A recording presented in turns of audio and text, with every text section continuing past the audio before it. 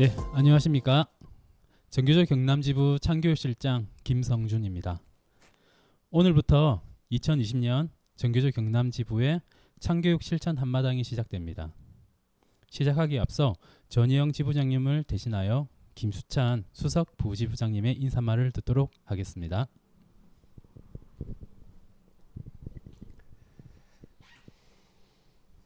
예, 반갑습니다. 정교조 경남지부 수석 부지부장 김수찬입니다. 예, 올해 1월부터 시작됐던 코로나가 아직까지 여전히 기승을 부리고 있습니다. 돌이켜보면 3차에 걸친 개학 연기부터 시작해서 원격 수업까지 해서 정말 고생이 많으셨습니다.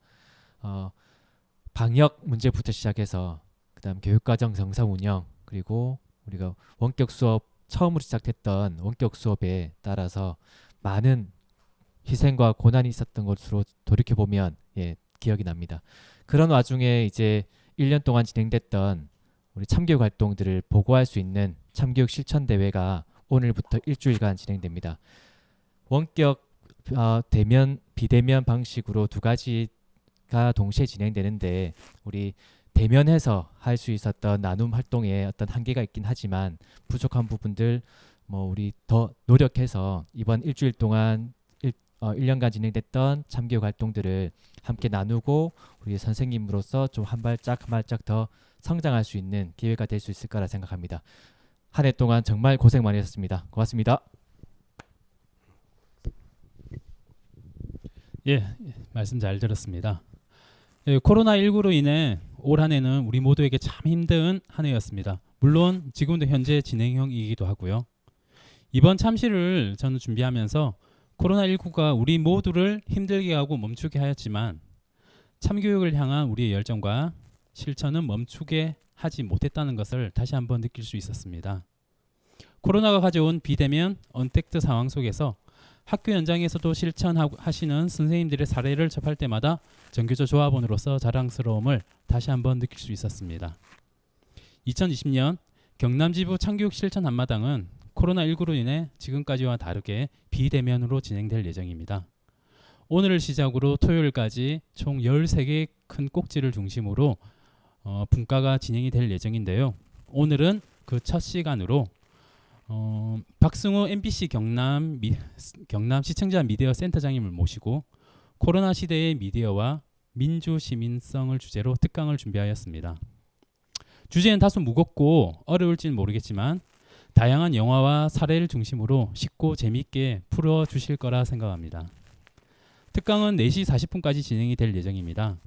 이후 20분간 질의응답을 할 예정인데요. 강의를 들으시다가 궁금하신 점은 유튜브 댓글창으로 남겨주시면 그 질문들을 모아서 나중에 20분 동안 질의응답 시간을 갖도록 하겠습니다. 자, 그럼 지금부터 2020년 정교조 경남지부 창교육 실천 한마당의 첫 시간이 시작됩니다. 자, 그럼 강사님을 모시도록 하겠습니다.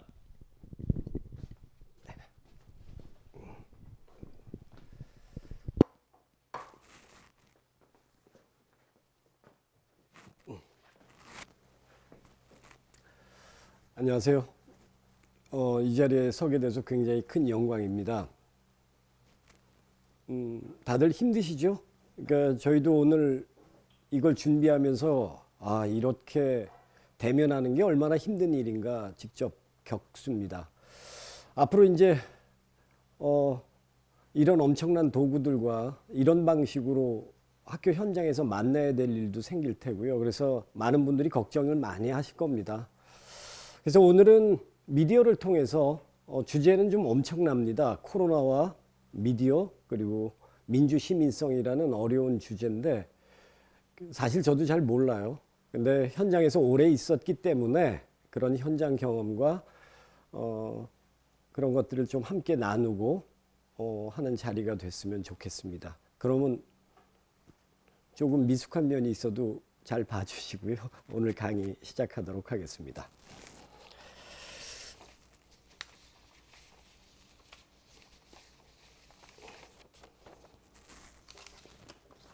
네, 저 PPT 자료 화면을 보시면 첫 번째가 전교조에 대한 단상입니다. 그 화면 3개 정도가 준비를 했어요. 그래서 오늘 첫 번째로 소개될 주제가 그러니까 우리가 연애할 때 우리는 첫사랑을 얘기할 때 그때가 그리운 것인지 그대가 그리운 것인지 그런 생각을 할 때가 있습니다. 사실 김선준 선생님한테 이 강의를 받았을 때 아, 전교조 강의구나라는 생각에 떠올린 키워드가 이 세 가지였습니다. 그래서 오늘 이 세 가지를 갖고 먼저 이야기를 시작하도록 하겠습니다. 사실은 제가 군대 복무할 1989년도가 그때가 5월 달에 전교조가 탄생을 합니다. 근데 그때 군대에서는 그 2년 무장 교육이라고 해서요. 상당히 2년 무장 교육을 강화하던 때입니다. 근데 제가 은근히 전교조를 지지했다는 이유로 굉장히 구박을 당한 채 군대 생활 1년을 힘들게 했고요. 또 저희 집이 제 작은 집이 부부교사였습니다. 그리고 그 밑에 또 숙모가 재단 이사장 따님이기도 했고요. 그리고 저희 고모부 부부도 부부교사입니다. 고모가 늦은 나이에 전교조를 하겠다 그래서 고모부와 이혼을 하셨습니다. 그래서 보험을 하면서 잘 살아 계시고 고모부는 지금 얼마 전에 제물포 고등학교 교장 선생님을 하다가 퇴직하신 걸로 알고 있습니다. 자, 화면에 보면은 PPT 화면에 보면 세 가지 화면이 나옵니다. 이건 저군요. 제 소개를 하겠습니다. 저는 현재 MBC 경남 시청자 미디어 센터의 센터장으로 있습니다. MBC 경남 시청자 미디어 센터는요, 지역의 시청자들을 위한 미디어 교육을 하고 그리고 또 시청자들이 직접 시청자 주권을 실현하기 위해서 도움을 주고 있는 그런 곳입니다. 2003년에 개소를 해서 지금까지 꾸준히 활동하고 있습니다. 자, 저 왼쪽 화면을 보면 닫힌 교문을 열며라는 영화가 있습니다. 이게 1992년도에 제작된 독립영화회 장산곤매가 만든 영화입니다. 이 장산곤매는 대학 동아리 영화회로 시작을 해서요. 광주항쟁을 다뤘던 영화, 그리고 또 파업전야, 그리고 마지막 영화로 닫힌 교문을 열며라는 영화를 만듭니다. 근데 제가 영화 공부를 시작하게 된 게 이 장산곤매에서 활동하던 형들을 만나면서 시작됐어요. 그래서 이 닫힌 교문을 열며라는 영화를 만들 때 얘기를 굉장히 많이 들었습니다. 실제로 저기 나오는 학생들은 현직 고등학생들이었고요. 그리고 전교조 선생님들이 촬영을 같이 하셨습니다. 그리고 그때가 저 화면에 보이는 장면이 찍혔을 때가 그날이 1월이었는데 영하 12도가 넘었답니다. 근데 여름 장면을 찍느라고 전부 반팔을 입고요. 비를 맞으며 12시간을 촬영을 했대요. 그래서 참여했던 선생님 6명이 실신을 하는 지경에까지 이르렀던 영화고요. 그래서 다들 영화를 찍으면서 같이 울고 땀 흘리고 동지애를 확인했던 영화라고 전달되고 있습니다. 그리고 이 닫힌 교문을 열면은 사실 그 정권의 탄압으로 인해서 후시 녹음을 하지 못했어요. 그래서 1992년에 한양대학교에서 처음으로 첫 상영을 합니다. 근데 후시 녹음을 못했기 때문에 녹음이 안 돼 있어서요. 배우들이 스크린 옆에서 직접 대사를 읽으면서 했고요. 그리고 첫 상영회를 열렸던 총학생회 문구가 나들 기억이 난다고 전해집니다. 닫힌 교문을 열기 위해서 우리는 열린 교문을 닫습니다. 굉장히 상징적인 문구였죠. 그래서 전국 대학을 순회 상영하면서 지금도 전설처럼 남아 있고요. 그때 제작 현장에 같이 있었던 형들에게 그때 당시 그 느낌들 그런 것들을 그대로 전달받았기 때문에 저는 전교조 하면 이렇게 닫힌 교문을 열며라는 영화가 떠오릅니다. 그리고 그 옆에 영화는요. 런던 프라이드라는 영화입니다. 재밌어요. 이 영화를 보면서 왜 저는 1990년, 1989년에 그때를 생각했는지 모릅니다. 런던 프라이드는 그 1980년대 중반 그 대처리즘, 마가릿 대처가 그 웨일즈 강산 석탄 노조들을 정리할 때입니다. 이때를 다룬 영화들이 우리가 저 어린 학생이 발레리나를 꿈꾸는 빌리 엘리어트라는 영화도 있었죠. 그 시대와 같은 시대입니다. 그 게이와 레즈비언으로 뭉친 그룹이 하나 있어요. 런던에. 그 팀들이 석탄 노동자들을 도와주기 위해서 후원 모금 행사를 시작합니다. 그래서 연대를 하기 위해서 웨일즈 탄광 지역의 각종 석탄 노조들에게 연대를 제의하지만 이 석탄 노동조합이라는 게 약간 마초들이죠. 그래서 다 거절당합니다. 그런데 어느 날 어느 석탄 노조에 약간 나이 드신 분이 전화를 받다 보니까 이게 게이 레즈비언 그룹이라는 걸 모른 채 연대를 제의하게 되죠. 그래서 런던에 사는 개방적인 동성애 그룹들이 이 산골 석탄 노조 조합원들과 연대를 하는 얘기입니다. 그래서 서로를 알아가고 그 중에 한 명이 이들을 지지함에도 불구하고 이들의 편을 들었을 때 불이익을 당할까봐 침묵하는 모습에서 1989년 80년대 학생으로 살았던 그런 부채의식 같은 비겁함 이런 것들이 떠올랐을 테고요. 마지막 장면이 멋있는 게요. 그래서 1985년에 이 동성애 그룹이 런던에서 그 퀴어 축제를 시작합니다.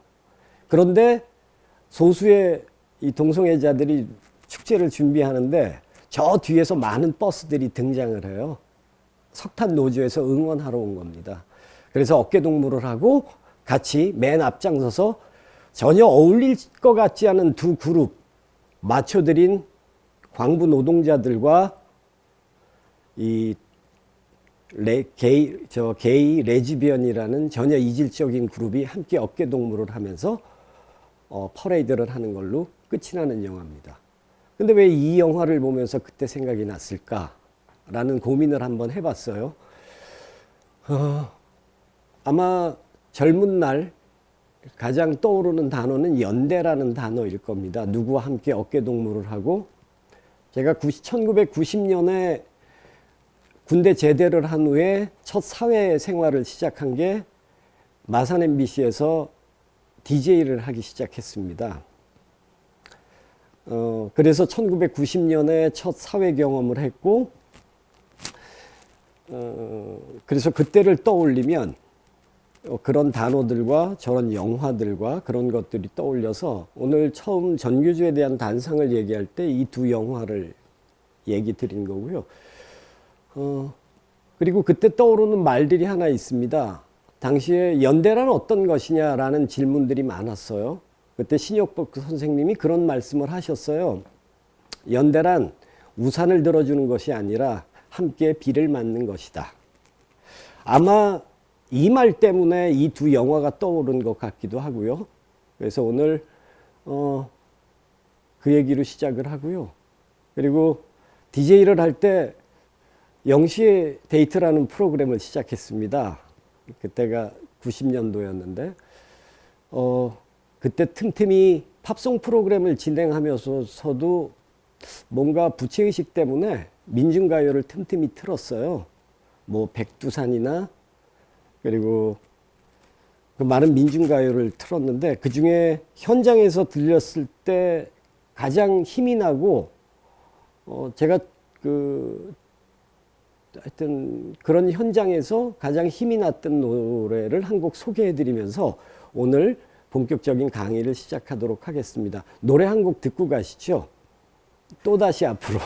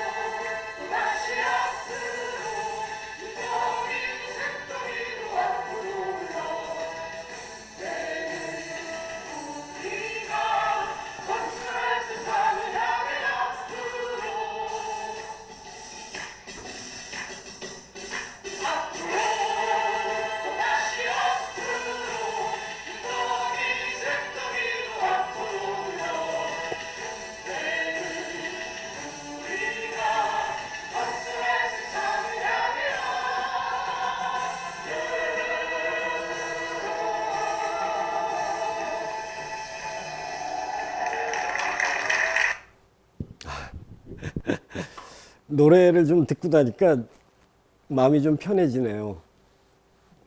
사실 오늘 강의는 다양한 영화 장면들도 좀 소개하고요. 그리고 또 그때 함께 불렀던 노래들도 좀 같이 부르고 그랬으면 좋겠다라고 생각을 했는데 아무래도 환경이 이렇다 보니까 그렇게 준비를 못해서 노래 한 곡 보내드렸습니다. 또다시 앞으로. 사회 경험 얘기를 했는데 그러고 1999년에 영화 공부를 하고 있는 도중에 마산에서 전화를 받습니다. 구망쟁 20주년 다큐멘터리를 만들어 달라고요. 그래서 1999년 10월에 구망쟁 다큐멘터리를 만들면서 다시 그때 민주언론 대상을 받은 프로그램인 라디오 광장이라는 프로그램, 시사 프로그램을 진행했습니다. 그때 저에게 가장 힘이 됐던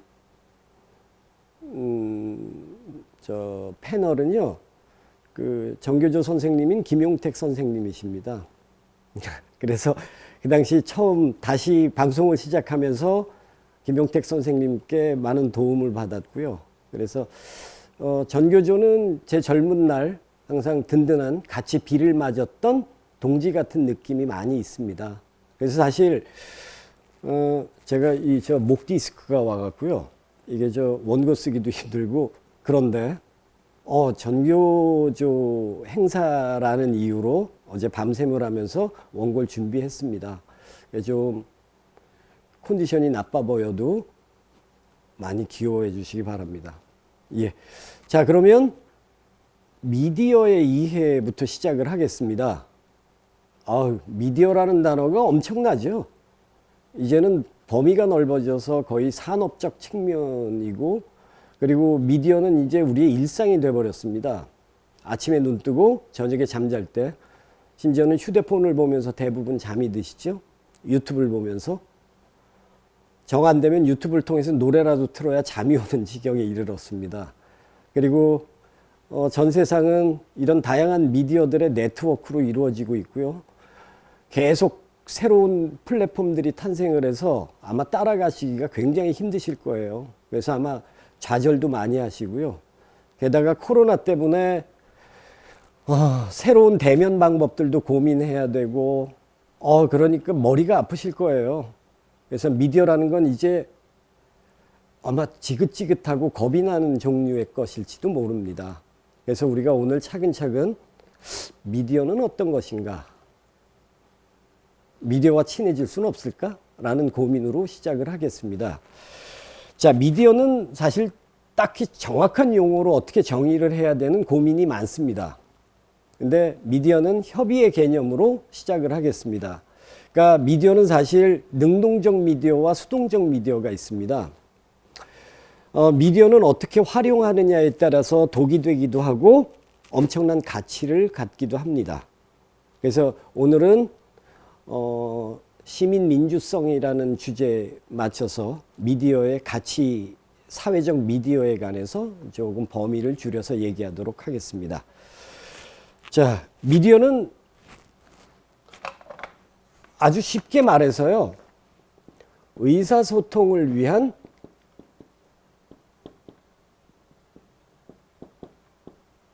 모든 수단과 방법이라고 이해하세요.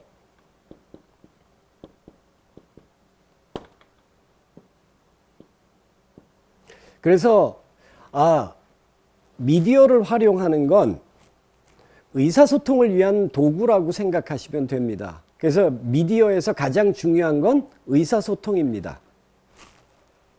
자, 미디어의 시작부터 한번 생각을 해볼게요. 미디어는 어떻게 시작된 것일까? 어떤 것이 미디어일까? 미디어라는 도구는 따로 없습니다. 미디어가 없을 땐 음악과 미술이 미디어의 역할을 했고요. 그래서 초창기에 유럽의 미디어는 어땠느냐? 유럽은 기본적으로 여성을 조금 숭상합니다. 그래서 기사들이 여성 앞에서 무릎을 꿇고 자신의 무훈담을 얘기하기 시작했죠. 그런데 어떤 사람은 목소리가 좋고 어떤 사람은 말을 정말 못합니다.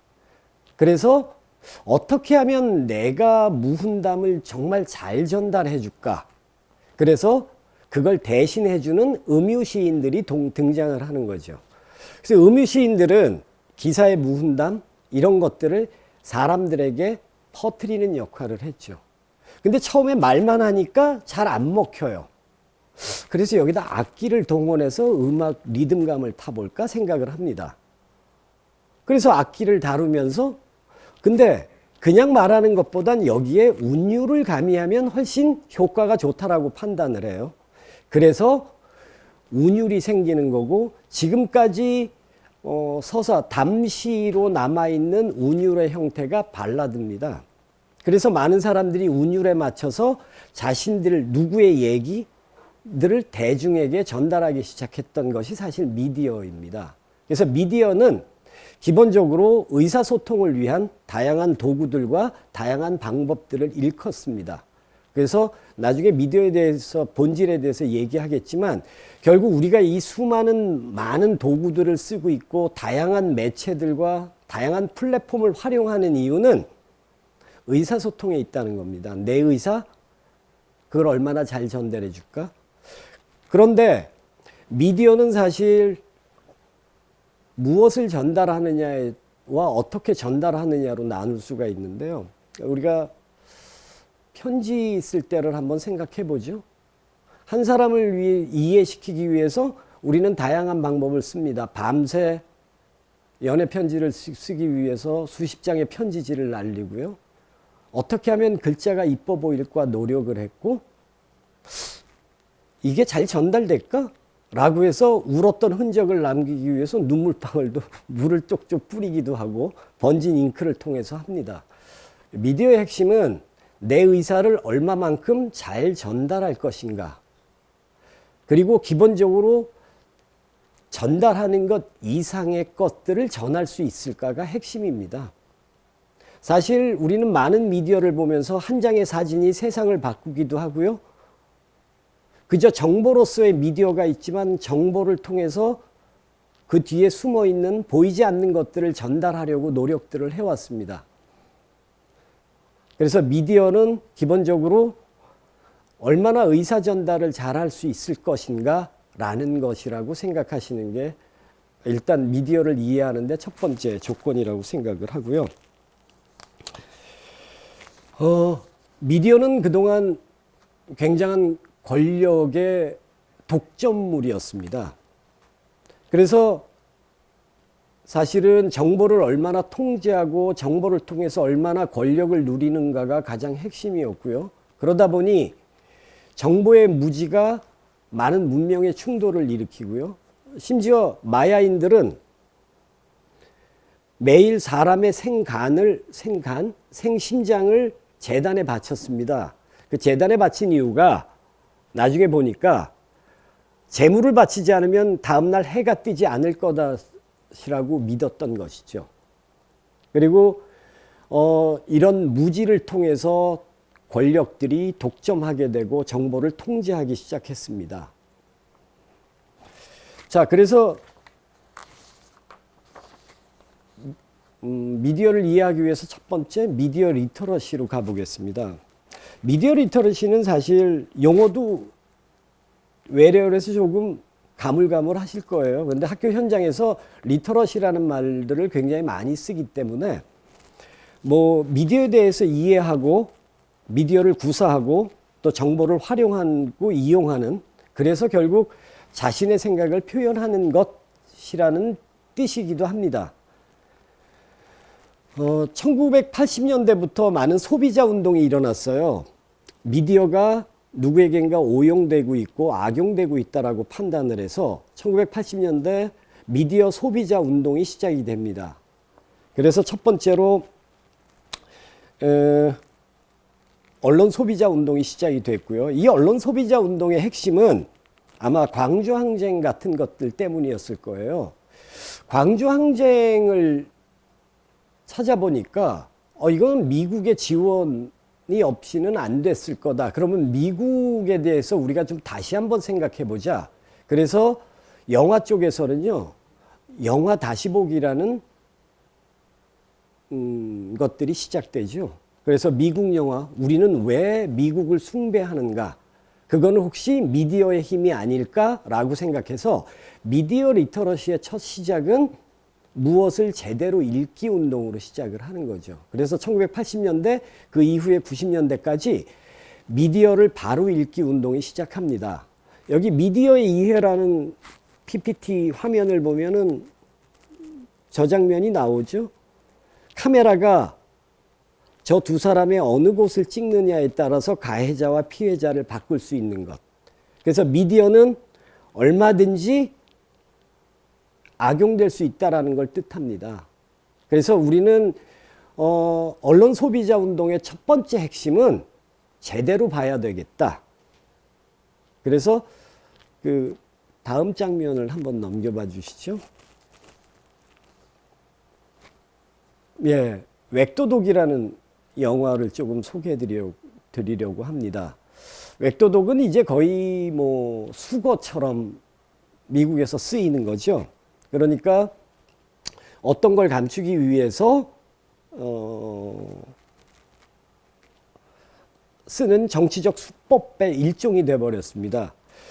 그래서 사실은 광주항쟁뿐만이 아니라 미국은 전 세계에서 이런 것들을 이용해서 굉장히 많은 독재 정권들을 지원했습니다. 기억나는 사건들을 보면 칠레 전투가 있죠. 1970년대 칠레에서 최초의 선거로 선출된 정권이 탄생합니다. 아옌데 정권이죠. 그런데 미국이 싫어했어요. 닉슨이 꼴보기 싫다고 CIA를 시켜서 쿠데타를 일으키려고 합니다. 그래서 당시에 군인이었던 피노체트를 동원해서 대통령궁을 포위하죠. 그래서 결국 아옌데 대통령은 대통령궁이 폭파되고 자살로 생을 마감합니다. 그의 가장 절친했던 친구가 영화 일포스티노의 주인공이기도 했던 파블로 네루다입니다. 네루다는 오랜 망명 생활을 끝으로 칠레로 돌아왔는데요. 당시에 암이 걸려 있었어요. 그래서 그의 죽음을 놓고 많은 이견들이 있습니다. 이 대통령 그 친구인 아옌데의 죽음 때문에 충격을 받아서 병원 구급차를 피노체트의 군부 정권이 막아서 결국 치료받지 못하고 생을 마감했다.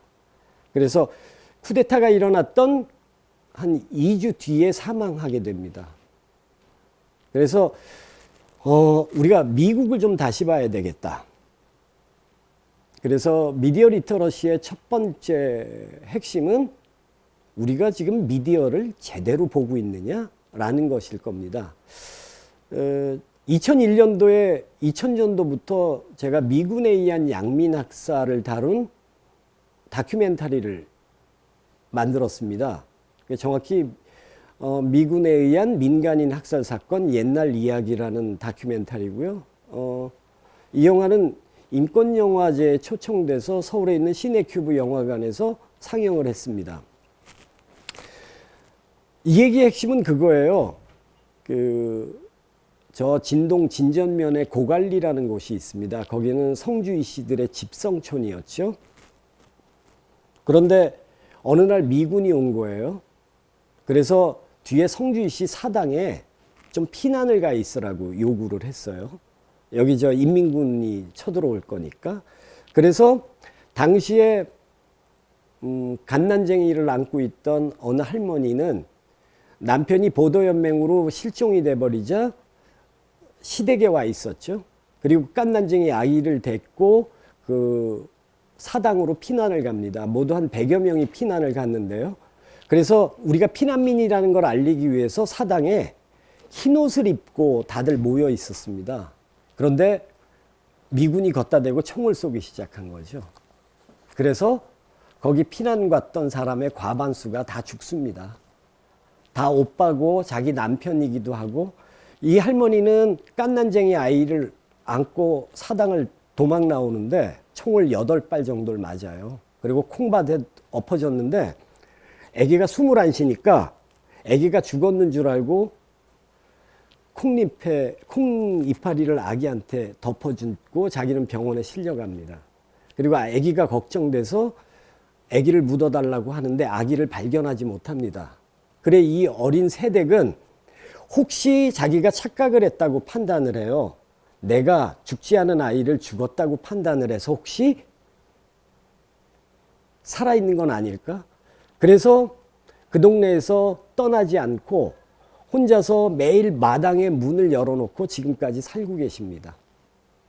그런데 그걸 취재하러 경로당에 갔는데 경로당 할머니들이 은근히 이 할머니를 왕따를 시켜요. 왜냐? 네가 막 그거 해갖고 미국이 욕먹고 있다. 그래서 당시에 대학생들과 시민단체들이 이 사건의 진상을 알기 위해서 고갈리로 많이 드나드시거든요.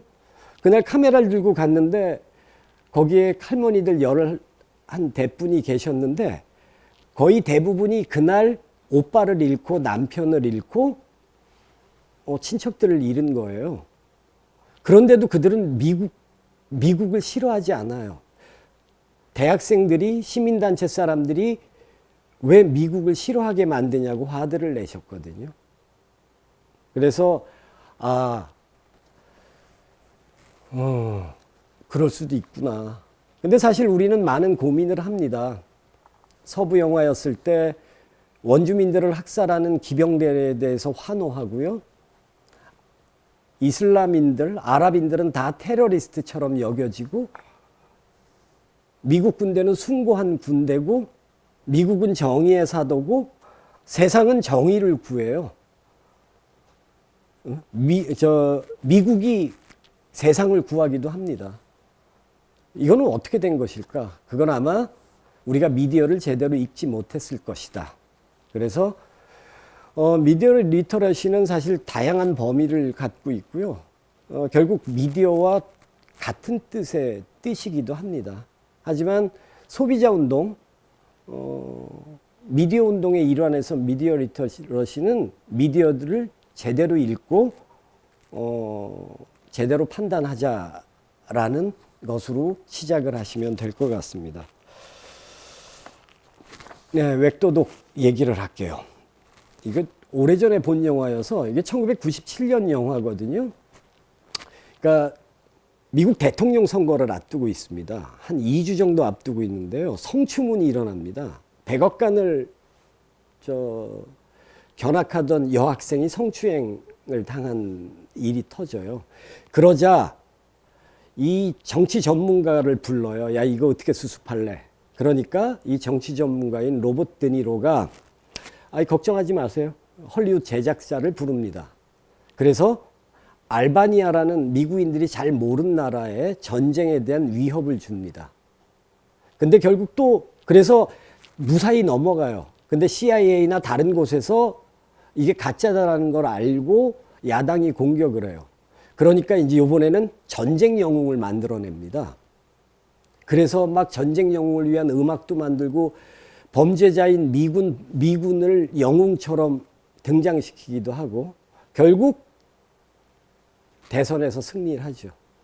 그런데 또 뒤탈이 겁나는 거예요. 그래서 이 헐리우드 제작자를 살해합니다. 거기서는 심장마비로 죽는 걸로 나오죠. 그러고 영화는 끝나요. 그리고 우리에게 많은 의문을 줍니다. 너희들은 진짜 이걸 믿고 있어? 근데 사실은 이런 일들이 비일비재했어요. 우리들이 역사적 사건을 보면요. 대부분 미국이 어떤 이득을 위해서 침략을 했던 행위는 대부분 그들의 자작극입니다. 아마 1889년도쯤일 거예요. 쿠바를 차지하기 위해서 메이노라는 상선을 지들이 공격해버립니다. 그리고 스페인과 전쟁을 일으켜서 쿠바를 차지하게 되죠. 그리고 1964년 월남이라는 나라가 미국에겐 아주 좋은 나라거든요. 중국을 견제할 수도 있고 그래서 전진기지를 세울 수도 있어요. 그래서 월남을 그냥 넘겨주기가 싫은 거예요. 그러니까 1964년 통킹만이라는 항구에 미국 배가 서 있는데 그걸 어뢰로 폭격을 해버려요. 그래놓고 폭격당했다고 전쟁을 일으킨 게 바로 월남전입니다. 칠레 전투도 마찬가지고요. 그래서 사실은 미디어를 통해서 우리는 어떤 것들을 잘못 판단하고 있지 않을까? 라는 걸 고민해야 돼서 제가 웩도독이라는 영화를 소개해 드렸습니다. 자, 이제 다음으로 갈까요? 소비자 운동, 언론 주권 운동, 시청자 주권 운동, 뭐 수요 미디어 운동, 그 다음 번으로는 자, 이제 미디어를 우리가 제대로 읽었어요. 그 미디어가 갖고 있는 약점들도 우리는 알고 있고, 우리가 이대로 갈 수는 없다라고 해서 등장한 개념이 퍼블릭 액세스입니다. 이 단어를 사실은 어떻게든 우리말로 표현해 보려고 했지만 갖고 있는 뜻이 어떻게 해석이 되면 왜곡되는 현상들이 있어서 그냥 퍼블릭 액세스로 쓰도록 하겠습니다.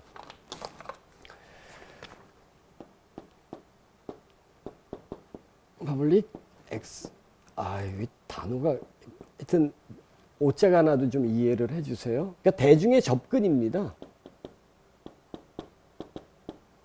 대중의 접근에 관한 권리. 2000년 방송통합법이 시작이 돼요. 김대중 정부에서. 그때 처음으로 방송법에 퍼블릭 액세스라는 개념이 들어갑니다. 아주 간략하게 말하면 시청자 주권이라는 개념이 들어가죠. 사실 전파는 공공재산입니다. 공공재인데 누군가 독점을 한 거예요. 그래서 소외되는 사람들이 많습니다. 사회적 약자들이 등장하고요. 그들은 표현의 자유가 없습니다. 어디 가서 말할 데도 없고요. 억울한 일을 당해도 어떻게 할 수가 없습니다.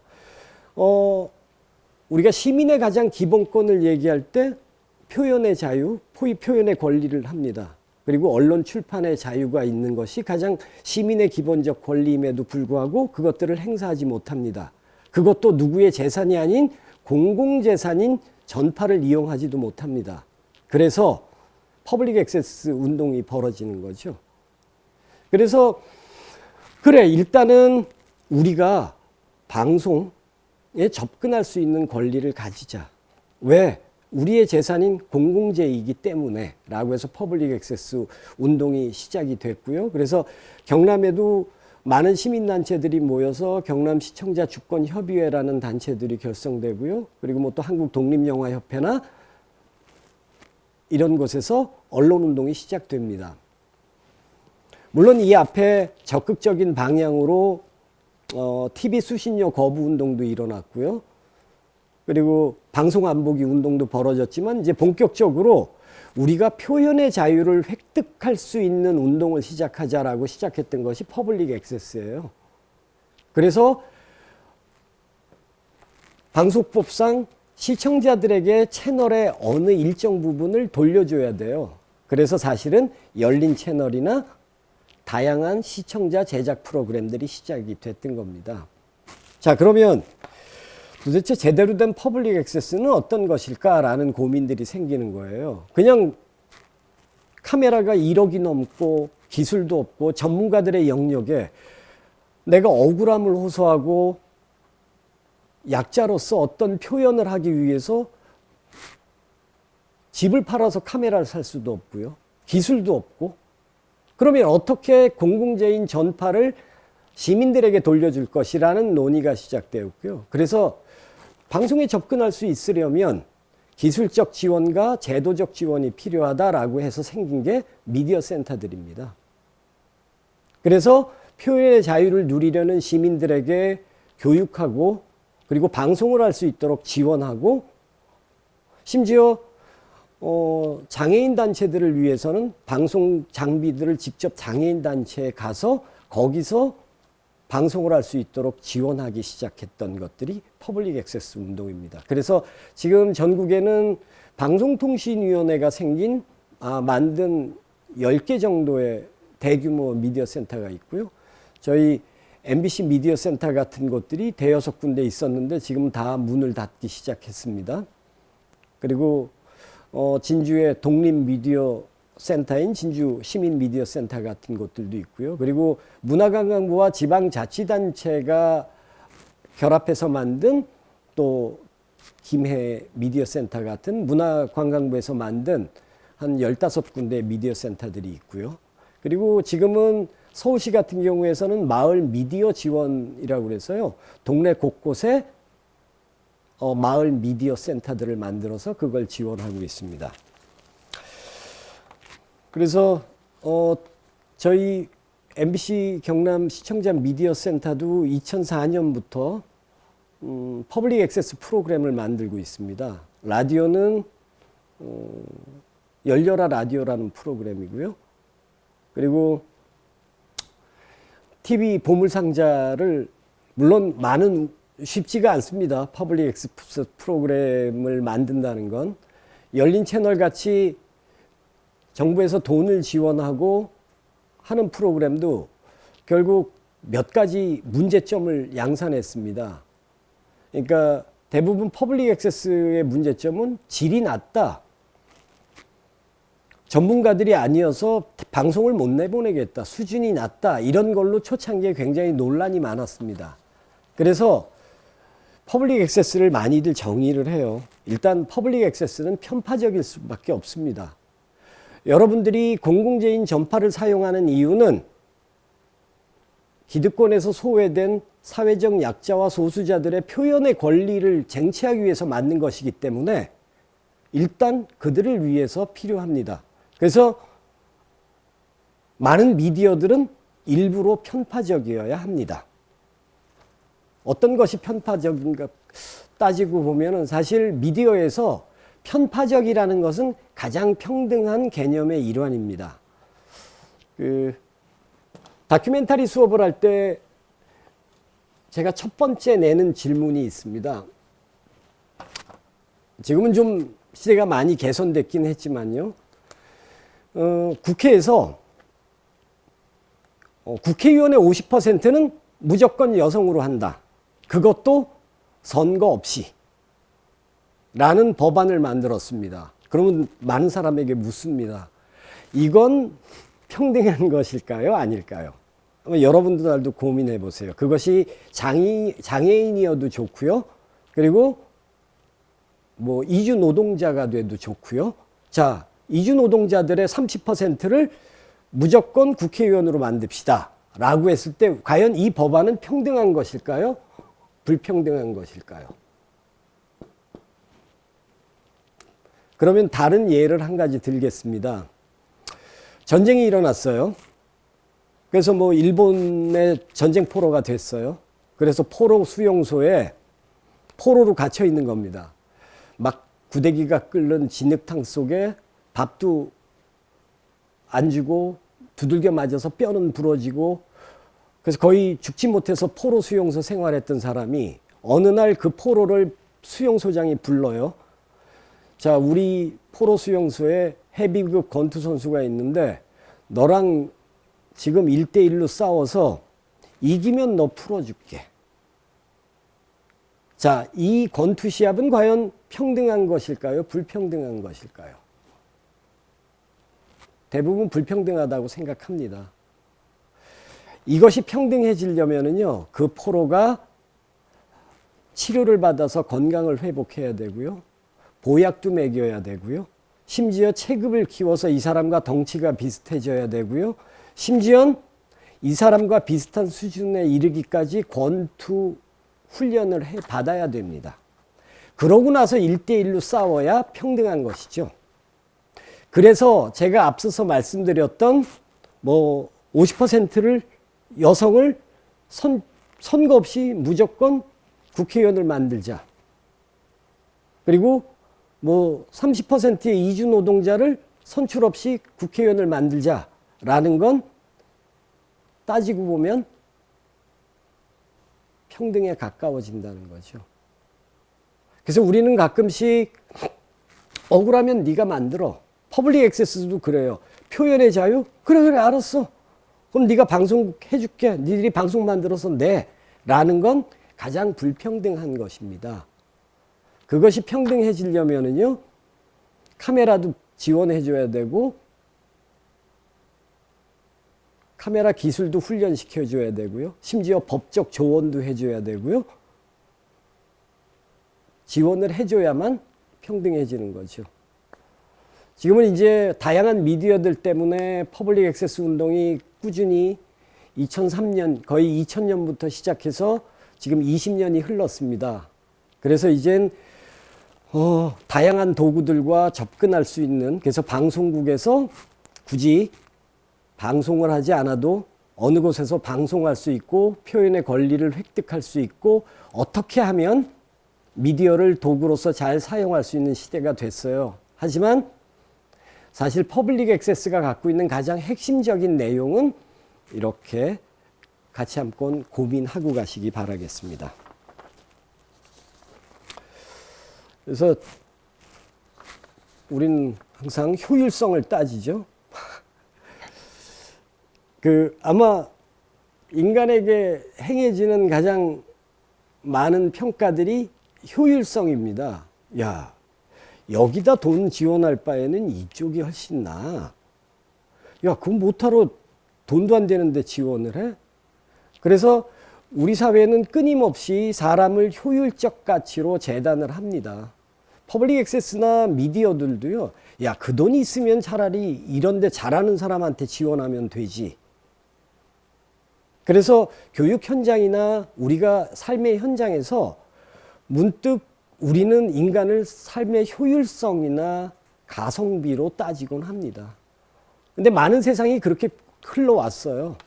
그래서 한번 제가 문제를 하나 같이 고민을 할 걸 얘기를 드릴게요. 지금 의자가 없는데 여기 의자가 많은데, 예, 의자가 있습니다. 이 의자는 왜 필요할까요? 앉기 위해서입니다. 근데 의자 다리가 다 부셔졌어요. 그러면 이 의자는 쓸모가 있을까요? 없을까요? 예, 쓸모가 없습니다. 많은 도구들이 목적을 상실하면 쓸모가 없어져서 폐기돼야 됩니다. 그렇다면 인간은 어떨까요? 인간은 다리가 부러지고 움직이지 못하면 과연 버려야 될 존재일까요? 산업혁명이 극대화됐을 때 많은 사람들은 인간의 효율성을 따졌습니다. 건강하고 왜 늙은 사람들을 지원해? 저 사람한테 월급 요것만 주면 훨씬 돈을 많이 벌 수 있는데. 그런 생각들이 전 세계를 다 휩쓸었죠. 그때 철학자들이 이렇게 인간을 의자처럼 쓰는 거에 대해서 제기합니다. 그래서 실존주의 철학에서 가장 기본적 핵심은 그것이죠. 실존은 본질에 앞선다. 인간은 목적과 사명의식과 얼마나 사회에 도움이 되는가, 그렇게 해서 태어난 존재들이 아닌 거죠. 우리 부모님이, 내 친구가, 내 가족들이 쓸모없는 인간이 됐다고 해서 폐기를 시켜야 될까요? 아닙니다. 인간은 어떤 목적과 의무와 사명 때문에 태어난 것이 아니라요. 사랑받아야 될 존재고 행복받아야 될 존재입니다. 그래서 인간의 가치는 인간으로서의 존엄성을 획득하는 것이 가장 중요합니다. 그런데 우리는 삶의 현장, 사회 현장 곳곳에서 인간의 효용성을 따지기 시작했죠. 그래서 이 퍼블릭 액세스나 미디어를 했을 때 가장 벽에 부딪히는 것은 미디어의 본질은 인간에 대한 이해입니다. 우리가 그래서 이 말을 좀 곁들여서 해드렸습니다. 질문이 있으시면요, 뭐 유튜브로 질문이 가능하다고 하니까 질문 올려주시기 바랍니다. 사실 미디어의 발전은요, 미디어를 독점했던 사람들에게 미디어를 뺏어오는 과정이기 때문에 사실 시민사회 운동과 맞닿아 있습니다. 그래서 사실 미디어는 그냥 시민으로서, 특히 민주시민으로서 가져야 될 기본권을 획득하는 일들이었어요. 지금도 범람하는 미디어들이 있지만 우리들은 대부분 미디어의 대상입니다. 시청자, 그죠? 청취자, 뭐 관람객, 그리고 그들이 시혜를 베풀듯이 인터뷰를 하거나 초대를 하거나 하는 대상일 뿐이죠. 근데 사실 시민의 권리는 미디어의 주체가 되어야 되는 것입니다. 그러면 이 복잡하고 어려운 미디어들의 주체가 되는 방법은 무엇일까요? 그건 우리들이 미디어의 주인이 되는 겁니다. 미디어의 주인이 되기 위해서는 뭐가 필요할까요? 공동체가 필요해지는 거죠. 미디어 운동은 쉽게 말해서 처음에 소비자 운동으로 미디어 읽기 같은 것들을 시작하죠. 그러다가 우리가 직접 제작에 참여하고 표현의 권리를 획득하는 퍼블릭 액세스로 가요. 퍼블릭 액세스를 하다 보니까 그래 우리가 센터를 이용해서 이제 대규모 장비도 만들 수 있고 방송도 만들 수 있어. 근데 문제는 무슨 내용을 말할 거야? 우리는 뭘 얘기할 거야? 라는 문제에 도달하게 된 거죠. 그래서 스토리텔링의 시대로 넘어갑니다. 선생님들은 아마 잘 아실 거예요. 한창 그러다가 또 어느 순간에 스토리텔링이 중요해. 그런데 스토리텔링도 무슨 얘기를 할 거야 라는 문제에 막히게 됩니다. 우리가 흔히 뉴스에서 서울의 아파트값 폭등, 우리하고 전혀 관계없는 얘기들을 해요. 날씨도 이쪽 얘기는 잘 안 해줘요. 우리 얘기는 다루지 않습니다. 아, 그래서 사람들이 생각한 거죠. 그럼 우리의 얘기, 내가 미디어의 주체가 돼보자. 그래서 작은 곳으로 몰립니다. 그래서 그 많은 미디어 센터들이요, 지역 작은 마을 단위로 곳곳에 흩어지기 시작하죠. 그래서 작은 공동체 라디오를 만들기도 하고요. 그래서 지금 공동체 라디오는 기본적으로 소출력으로 하기 때문에 1km 이내의 반경만 방송이 됩니다. 그런 공동체 라디오가 7개가 아직도 각 곳에서 공동체 활동들을 하고 있고요. 뭐 100여 곳이 넘는 곳에서 마을 미디어 사업들을 진행을 해서 곳곳에 사랑방 역할들을 합니다. 그런데 그것도 접근이 어렵다고 판단을 해서 우리 동네로 가자, 우리 마을로 가자 라고 해서 미디어의 주체가 되는 행위가 작은 책방들, 작은 사랑방 역할을 하는, 슬리퍼를 신고 슬슬 오늘 놀러 갈까? 그래서 동네 사람들이 우리 아파트 얘기를 하고 우리 동네 역사를 얘기하고 내 이웃의 일들을 얘기하는 걸 우리가 방송으로 만들래? 그래서 마을 신문을 제작하고요.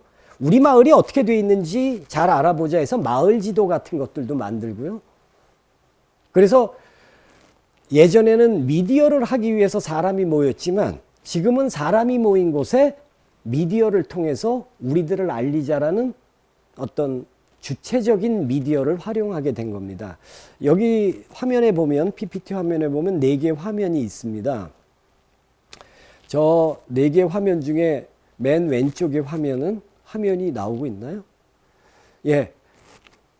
저기 요 책방에서 그 구름학교 방송을 만들고 있습니다. 그래서 여기서 녹음을 하고요. 드나들기 편하고 편하게 방송을 만들자. 이젠 방송을 하기 위해서 우리가 방송국을 갈 필요가 있어?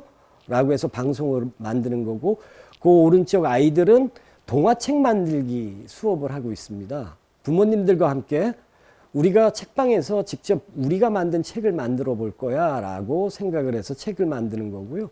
그리고 밑에는 지역의 시민들이 지역의 얘기를 하기 위해서 팟캐스트를 진행하는 화면들입니다. 그래서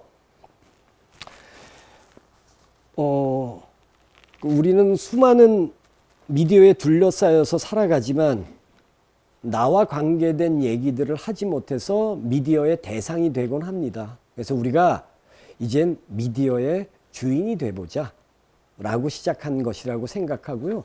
곳곳에 이제는 쉽고 편한 도구들이 많으니까 공동체, 그냥 사랑방에 모여서 재밌게 미디어를 다루고 미디어로 우리 동네 알고 내 이웃의 얘기를 의논할 수 있는 시대가 됐기 때문에 예, 마을 공동체회와 미디어를 설명해 드렸습니다. 자, 다음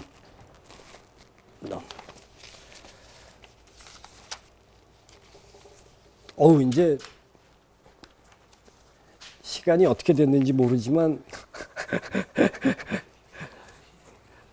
자, 이제 다음 진행을 하도록 하겠습니다. 그다음에 이제 어려운 주제들이 줄줄이 남아 있어요. 이것 때문에 어제 밤샘을 했습니다. 다음 PPT 좀 넘어가 주세요. 예. 자, 코로나19와 미디어.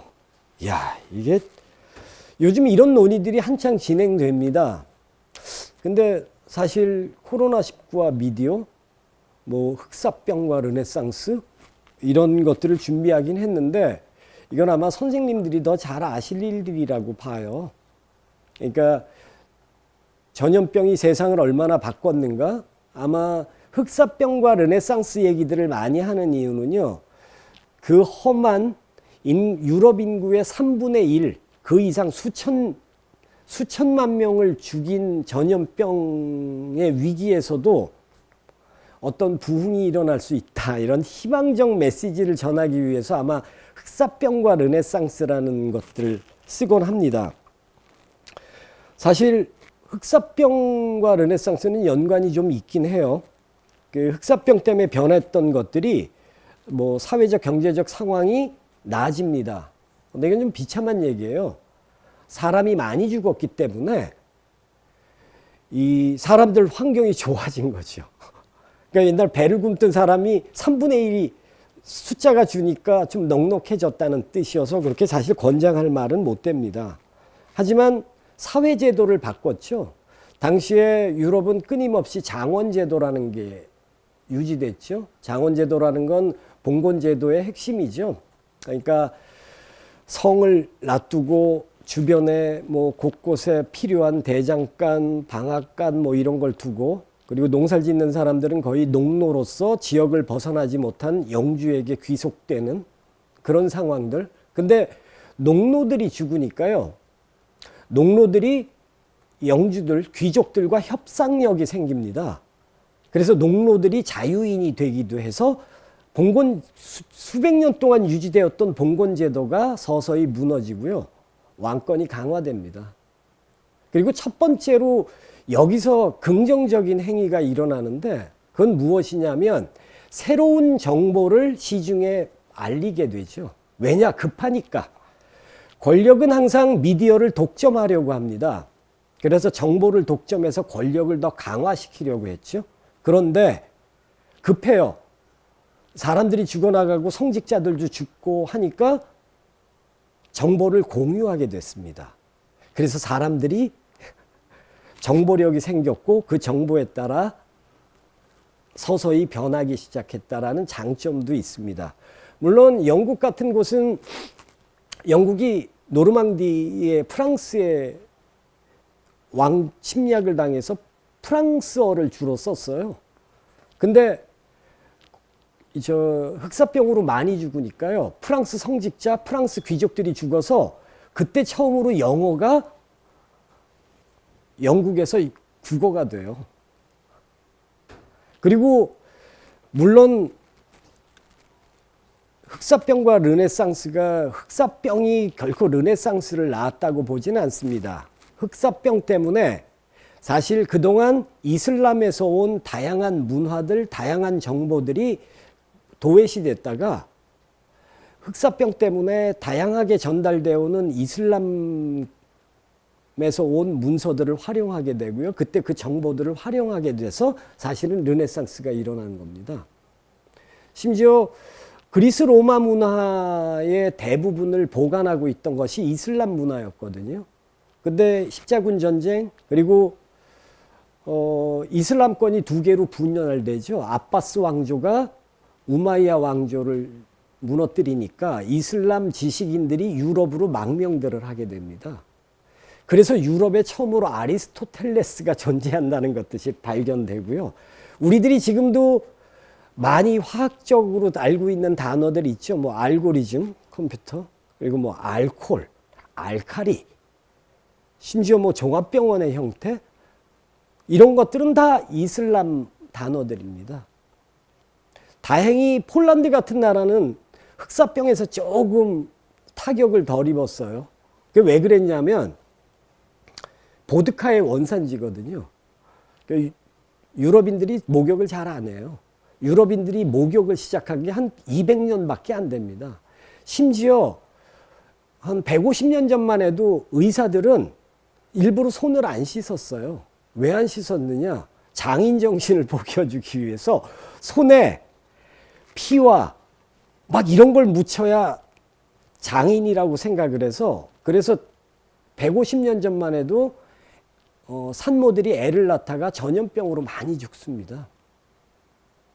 그러니까 이런 무지에 의했던 것들이 많고요. 그래서 폴란드는 보드카들을 씻기 싫으니까 이렇게 겨드랑이와 이렇게 보드카로 몸을 닦았어요. 그래서 폴란드인이 그 알코올 효과 때문에 흑사병에서 좀 덜 피해를 봤다라고 얘기를 합니다. 그래서 오늘 코로나와 미디어, 특히 흑사병과 르네상스는 르네상스는 사실 할 얘기는 많습니다. 우리가 검역이라는 단어 있죠. 쿼런틴. 그게 사실은 이탈리아의 쿼런터, 이게 발음도 쿠아란타? 아마 이렇게 읽을 거예요. 이게 40이라는 뜻이에요. 근데 왜 40이라는 숫자가 검역이라는 단어로 바뀌었을까? 그건 베네치아가 전염병을 방지하기 위해서 외부에서 온 배를 무조건 40일 동안 정박하도록 만들었습니다. 검역을 위해서. 그래서 그때 그 검역을 위해서 40일 동안 했던 것이 지금의 단어인 검역이라는 단어로 유래됐다고 하고요. 어쨌든 흑사병과 르네상스는 아마 많은 자료들을 찾아보실 수 있고 선생님들이 더 잘 아실 거예요. 그래서 흑사병과 르네상스는 기본적으로 이런 와중에도 새로운 정보들과 네트워크, 교류를 통해서 위기를 극복할 수 있다라는 장점을 말씀드리기 위해서 이렇게 했고요. 그리고 가끔씩 우리는 절망 속에서 희망을 보죠. 그러니까 우리는 어떤 사조가 바뀌거나 세상이 바뀌는 게 어떤 거장들의 역할이었다고 생각합니다. 인간들이 바뀌었다고 생각을 하는데요. 사실은 외부의 압력 때문에 세상이 변하기도 합니다. 그래서 이번 코로나와 이 위기는 사실 흑사병과 르네상스라는 제목으로 여러분에게 설명을 드리는 건 어차피 우리는 새로운 변혁을 가져와야 됐고 기왕에 이렇게 억울한 일을 당했는데 그래서 많은 사람들이 아프고 이렇게 복잡하게 살고 그동안 그렇다면 우린 또 하나의 희망을 갖자. 그것은 이 변화를 좀 슬기롭게 해결해 보자라는 뜻에서 제가 코로나 흑사병과 르네상스에 관한 얘기를 드렸습니다. 그래서 사실 전염병들이 세상을 바꾼 건 아니에요. 전염병 때문에 망한 나라가 무지하게 많습니다. 고백컨대 명나라가 패스트와 여러 가지 전염병으로 멸망했고요. 아메리카 인디언들이 원래 한 6천만 명 정도가 있었는데 유럽인들 몇백 명들이 몰고 온 천연두와 전염병 때문에 10분의 1로 줄었습니다. 심지어 남미의 자메이카 이런 데는 원주민들이 하나도 없어요. 쿠바, 저 서인도제도 있죠. 처음에 노예무역이 성행했던 사탕수수 럼주를 만들기 위해서 사탕혁명이 일어나거든요. 설탕혁명. 그래서 서인도 제도에 있는 바하마, 아이티, 자메이카, 트리니다드, 토바고 이런 나라들의 노예들을 끌고 왔고 그때 전염병들 때문에 원주민들이 다 전멸을 해버렸습니다. 그래서 사실 전염병을 잘못 겪으면 이렇게 위험하게 겪을 수도 있고요. 좀 슬기롭게 겪어낸다면 르네상스처럼 겪을 수 있다는 걸 말씀드리기 위해서 준비했습니다. 자, 이제 제일 어려운 것들입니다. 4차 산업혁명과 미디어. 이걸 준비하면서 이건 나도 모르는 걸 선생님들한테 말씀드려야 되나 이런 굉장한 고민을 했어요. 왜 4차 산업혁명일까? 첫 번째 1차적 산업혁명은 증기기관 때문에 일어난 것이라고 다들 알고 계시죠? 그래서 산업혁명이 일어났죠. 또 2차는 전기에 의해서 일어납니다. 전기가 대량 생산해서 본격화했기 때문에 이때를 2차 산업혁명이라고 불렀고요. 그리고 3차는 컴퓨터 정보화, 그리고 컴퓨터로 인해서 자동화 생산 시스템 때문이라고 우리는 3차. 그럼 4차 산업혁명은 뭘까? 그건 뭐 인공지능, 사물 인터넷, 자율주행, 가상현실 뭐 이런 것들입니다. 이거 아주 두 개로 말하면 뭐 초현실화 말도 어려워요. 어쨌든 그렇습니다. 그래서 사실은 4차형 산업혁명과 미디어 고민을 많이 했고 사실 자료를 많이 준비했어요. 엄청나게 적었는데 굳이 말씀드려야 될까라는 생각을 합니다. 4차 산업혁명은 우리들이 이제 겪어야 될 일들, 앞에 외부와의 압력 때문에 세상은 변하기도 합니다. 4차 산업혁명 때문에 아마 가장 큰 문제는 교육 현장일 거예요. 그리고 일자리의 문제일 거고 사회와 교육 현장들이 가장 타격을 받을 겁니다. 예측을 하라고 하는데 저는 예측을 못해요. 누가 예측을 하겠습니까? 게다가 4차 산업혁명이 어떤 방식으로 세상을 바꿀 건지 예측을 못하고요. 그리고 4차 산업혁명으로 인해서 미디어가 어떻게 변할 것인가 저도 예측하지 못합니다. 다만 4차 산업혁명을 준비했지만 뭐 몇 가지 영화들, 뭐 허 같은 영화, 인공지능과 사랑에 빠지는 다 2015년에 만들어집니다. 트랜센던스. 그게 어느 과학자가 자신의 뇌를 컴퓨터로 합성화하게 돼갖고 컴퓨터가 되는 얘기. 그래서 그가 초월적 존재가 되고 그것이 인간에게 어떤 영향을 끼치는가? 트랜센더슨이라는 영화. 그리고 인공지능과 사랑에 빠지는 허라는 영화. 그리고 또 하나 엑스 마퀴나인가요?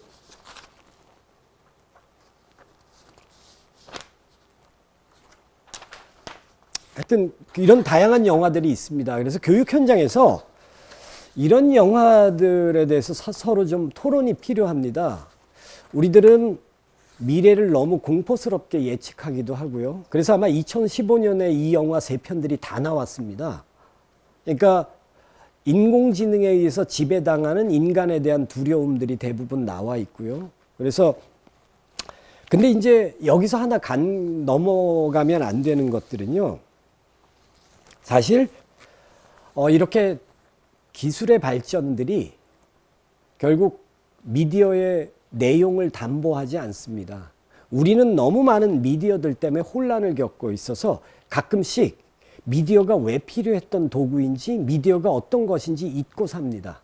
그래서 더 어려워요. 그래서 우리는 아마 학교 현장에서도 우리 뭐 뉴스 만들래 뭐 만들래 하면 무얼 찍을까 어떤 걸 고민할까 보다 누가 편집할래 어떻게 이걸 할래 그래서 도구에 다 치우칩니다.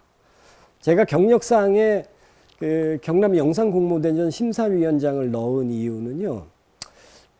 처음에 2003년부터 경남 영상공모대전 축제처럼 열렸어요. 그러다가 학부모, 교사, 초중고등학교 이렇게 해서 찾아가는 미디어 교실을 통해서 겨울 초입에 심사를 하는 거기서 심사위원장을 할 때마다 느끼는 건 다들 내용들을 다루지 않고요. 어떻게 편집을 잘할까? 그러면 심사위원들은 고민하게 되죠. 도대체 교육 영상 공모를 왜 하는가? 우리는 이 만든 사람들이 무슨 고민을 하고 있고 무슨 얘기를 하려고 하는가를 보려는 거지 무슨 기술을 썼고 자막이 얼마나 예쁘고 보려고 하는 게 아니에요. 근데 4차 산업혁명도 이렇게 어수선하게 진행될 겁니다. 그래서 막 온 집안에 냉장고가 말을 하기도 하고요. 막 연결돼서 집안에서 뭘 하기도 하고 사람과 사물이 연결되기도 하고요. 심지어 인공지능들과 대화를 하고 연애를 하기도 하고 엄청난 변화를 갖고 올 겁니다. 이 4차 산업혁명의 핵심은 또 이런 네트워크이기 때문에 미디어는 한없이 발전할 거고요. 근데 교육 현장이나 우린 삶의 현장에서 그걸 쫓아가기에 급급할 수밖에 없어요. 그래서 가끔씩 미디어가 왜 필요한 건지 잊고 살 때가 있습니다. 그래서 4차 산업혁명과 미디어에서 중점적인 건 이제 미디어의 본질을 계속 잊지 않고 가는 것. 그것을 고민해야 되고 이 4차 산업혁명이 나에게 얼마나 유익한 가치를 발현시킬 수 있는 것인지 이런 산업혁명들이 일어나고 새로운 시도가 되면은요, 우리는 자꾸 앞서서 말씀드린 것처럼 인간의 효율성을 따지고 가성비를 따집니다. 그래서 앞서서 제가 중간에 뜬금없이 실존 철학의 어떤 인간의 본질, 실존 본질에 앞선다라고 말씀드린 건 사실 이런 것들을 끊임없이 더 고민하고 가야 될 시대라는 걸 말씀드리기 위해서 4차 산업혁명과 미디어를 말씀드린 거고요. 그래서 끊임없이 이런 기술적 진보 속에서도 이런 복잡한 상황에서도 우리 시민들이 갖고 있는 기본적 권리를 포기하거나 방관하거나 하지 않기를 바라는 마음에서 드렸습니다. 그 시간이 어떻게 이제 점점 정리해야 될 시간이죠. 예. 이게 시간을 못 보니까 제가 어떻게 진행이 되는지 잘 몰라서요. 이제 마지막 주제로 넘어가겠습니다.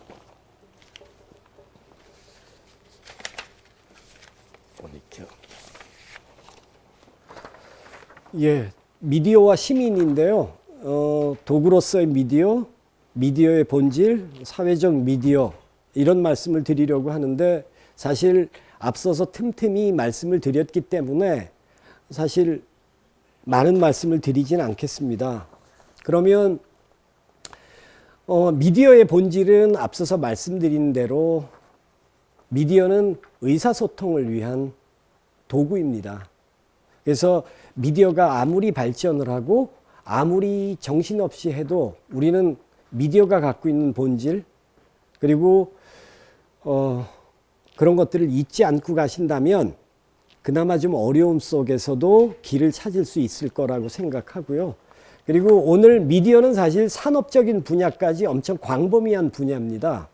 그래서 오늘 말씀드리는 건 미디어가 사회적 가치를 가질 수 있을 때 우리는 어떻게 해야 되는 사회적 미디어를 말씀드렸습니다. 준비한 영화가 사실은 뭐 낮은 목소리도 있고요.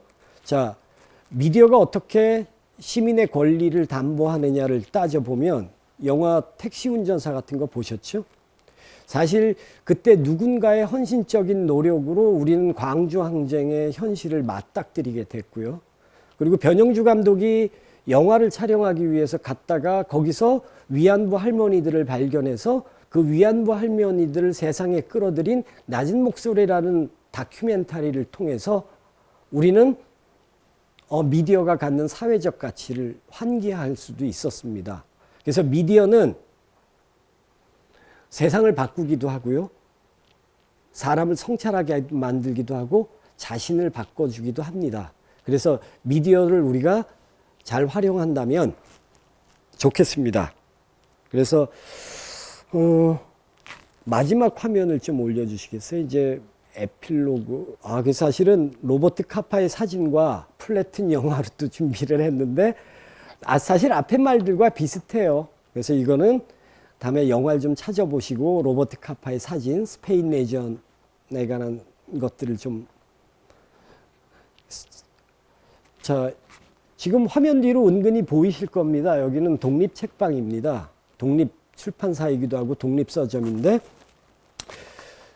미디어는 우리가 미디어의 본질을 끊임없이 말씀드리면서 의사소통과 시민의 기본권, 표현의 자유, 그리고 출판 언론의 자유를 담보하는 권리라고 말씀을 드렸습니다. 그런데 기술의 발전과 더불어서 우리가 꼭 더 하나 생각해야 될 것은요.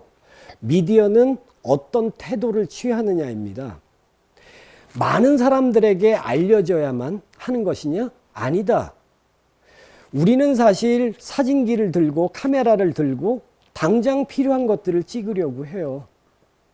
근데 어떤 대상을 하기 위해서는 우린 기본적 태도가 필요합니다. 사실 독립서점들, 책방들이 많이 드러난 이유는요, 우리가 미디어를 잘 다루고 있느냐라는 성찰 때문에 이루어진 행위입니다.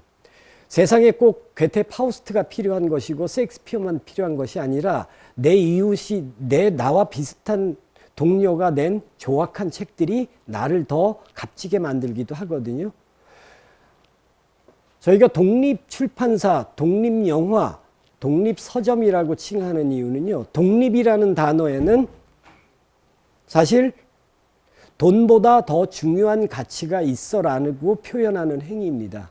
사실 영화나 출판은 엄청난 자본의 개입이 들어가죠. 자본의 개입 때문에 우리는 쓰고 싶은 것들을 안 쓰고 대중과 타협하기도 하고 미리 검열을 해서 내 표현을 줄입니다. 아, 이런 걸 썼다가 아마 책이 안 팔릴 거야.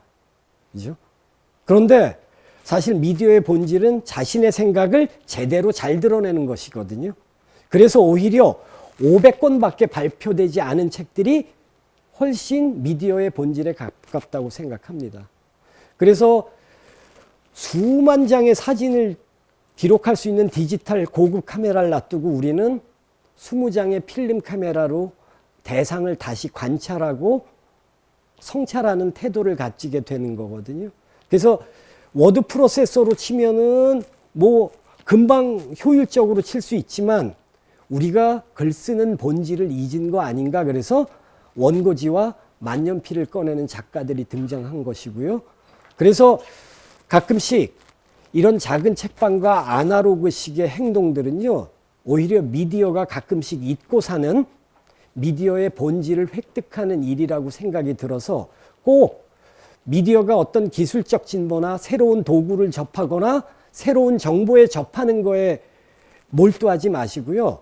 우리가 과연 대상들을 어떤 태도로 접하는가, 어떤 정보들을 우리가 어떻게, 그래서 작은 정보들, 소수의 것들, 사회적 약자들을 되돌아보는, 그래서 미디어가 원래 갖고 있는 본질을 기억하시라고 말씀드리겠습니다.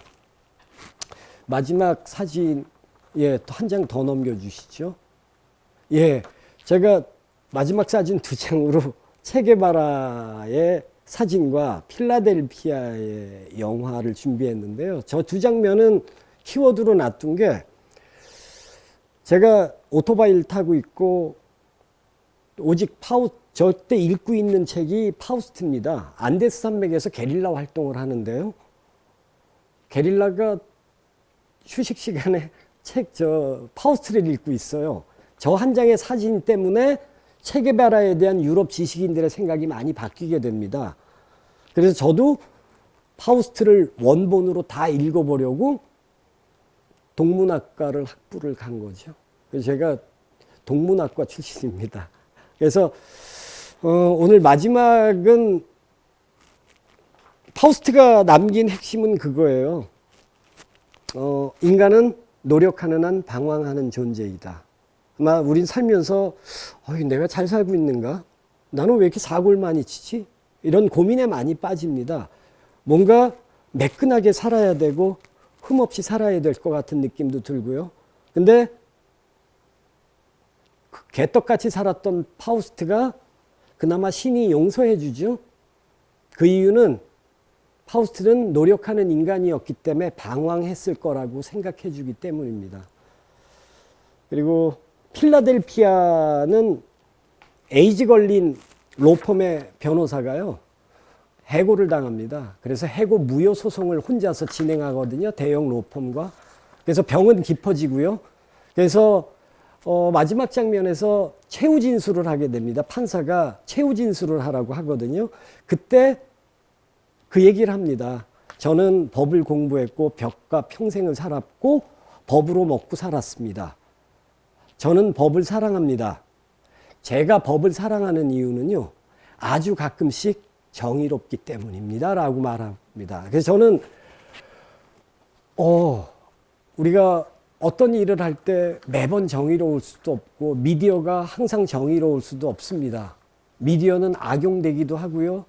그래서 휴대폰 보지 말라고 난리를 칩니다. 저도 아마 휴대폰 때문에 목 디스크가 걸린 것 같고요. 그래서 지금도 이걸 어떻게 수술을 해야 되나 고민에 빠져 있고요. 그래도 잘 때 유튜브를 안 보면 잠을 못 잡니다. 유튜브를 보면 녹내장에 걸린다고 그래서 눈도 나빠진 것 같고요. 우리는 이런 미디어의 폐해 속에서 살기도 합니다. 근데 하지만 미디어는 시민들이 갖고 있는 기본적 권리를 도구하는 유용한 도구이기도 합니다. 그래서 마지막 대사처럼 법을 사랑하는 이유는 법이 아주 가끔씩 정의롭기 때문입니다라는 말처럼 미디어가 우리를 이렇게 고생시키지만 미디어는 아주 가끔씩 정의롭기 때문에 우리가 항상 연구하고 본질을 꿰뚫고 어떻게 쓸 거고 어떻게 교육할 것인가 고민해야 될 것이라고 생각합니다. 오늘 좀 길게 말씀을 드렸고 그랬습니다. 하여튼 이렇게 잘 들어주신 여러분께. 그리고 질문들이 들어왔네요. 예, 질문의 첫 번째가 미디어도 부익부 빈익빈이 있는 것 같습니다. 미디어가 교육적 측면에서 가져야 할 공정성에 대해서 질문드립니다. 사실은 제가 말씀드리는 대부분이 이겁니다. 그러니까 미디어는 편파적이어야 되죠. 미디어는 우리는 관점을 가져야 됩니다. 그래서 사실 미디어 교육에서 도구나 기술적 진보를 가르치는 것도 좋지만 우리는 세상을 어떻게 봐야 될지, 인간에 대한 이해, 인간을 어떻게 이해할지, 나와 내 이웃의 삶에 같이 고민하고 성찰하는 행위가 미디어 교육의 가장 핵심이 되어야 된다고 생각하죠. 그래서 내용 없이 우리가 타이프라는 유용한 도구가 있다고 그래도 내용이 없다면 그 타이프는 소용이 없는 것이거든요. 그래서 아마 현장에서 고민들이 많으실 거예요. 그리고 미디어의 부익부 빈익빈이 사실 미디어를 오용시키고 악용시키는데 가장 큰 역할을 하고 있습니다. 그래서 어떻게 하든 도구를 잘 쓰고 있고 사회적 약자가 미디어에 접근할 수 있도록 지원하고 연대하고 같이 나서야 될 거라고 생각합니다. 질문 주셔서 고맙고요. 오늘 강의 여기서 마치도록 하겠습니다. 감사합니다. 예, 감사합니다. 자, 좋은 시간 되셨습니까? 예, 정규조의 시작부터 이제 현재에 이르기까지, 그리고 다양한 영화와 그리고 역사 그리고 인문학적인 부분까지 많은 이야기를 들을 수 있었던 유익한 시간이었습니다. 지금까지 수고해주신 MBC 경남 시청자 미디어 센터장님에게 다시 한번 감사 인사드리겠습니다. 지금 우리가 겪고 있는 힘듦과 수고로움이 다른 누군가에게 도움이 되고 힘이 된다면 우리는 그 길을 마다하지 않고 걸어왔었습니다. 그러한 우리의 실천적 역사가 현재에 이르기까지 현재의 우리를 만든 것이 아닌가라고 생각을 합니다. 우리의 이러한 역사는 앞으로도 계속 이어질 거라고 생각하고요. 앞서 말씀드렸다시피 내일부터 이제 2020년 정규조 경남 지부의 그 실천 한마당, 창교육 실천 한마당의 분과 모임이 시작이 됩니다. 처음으로 시작되는 비대면 온라인 분과 운영이다 보니까 많은 어려움이 있을 거라고 예상됩니다. 하지만 그럼에도 불구하고 많은 선생님들께서 많이 참여해 주시면 정말 감사하겠습니다. 그럼 이것으로 2020년 정교조 경남지부 창교육 실천대회 여는 마당을 마치도록 하겠습니다. 감사합니다.